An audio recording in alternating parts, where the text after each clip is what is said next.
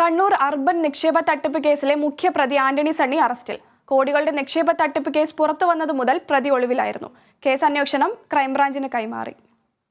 ശക്തമായ നടപടി കുടുംബത്തിന് നേരിടേണ്ടി വരുമെന്ന മുന്നറിയിപ്പ് നൽകിയതിനെ തുടർന്നാണ് പ്രതിയായ ആന്റണി സണ്ണി പോലീസിന് മുൻപിൽ കീഴടങ്ങിയത്. കോടതിക്ക് മുൻപിൽ കീഴടങ്ങുക എന്ന ലക്ഷ്യത്തോടെയാണ് പ്രതി കണ്ണൂരിൽ എത്തിയതെങ്കിലും നീക്കങ്ങൾ മനസ്സിലാക്കിയ പോലീസ് ആന്റണി സണ്ണിയെ പിടികൂടുകയായിരുന്നു.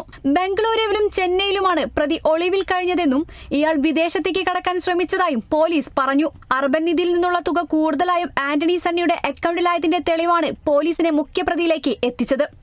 കൂടാതെ തട്ടിപ്പ് നടന്നതായും പ്രതി സമ്മതിച്ചു. പണമിടപാടിനെ കുറിച്ചുള്ള അന്വേഷണങ്ങൾ നടന്നുവരികയാണ്. ഏകദേശം 10 കോടിയിലധികം രൂപയുടെ തട്ടിപ്പ് നടന്നതായി പോലീസ് പറയുന്നു.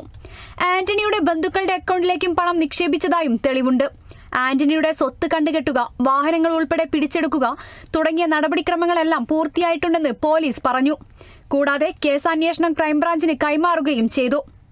Kerala vision news, Kannur.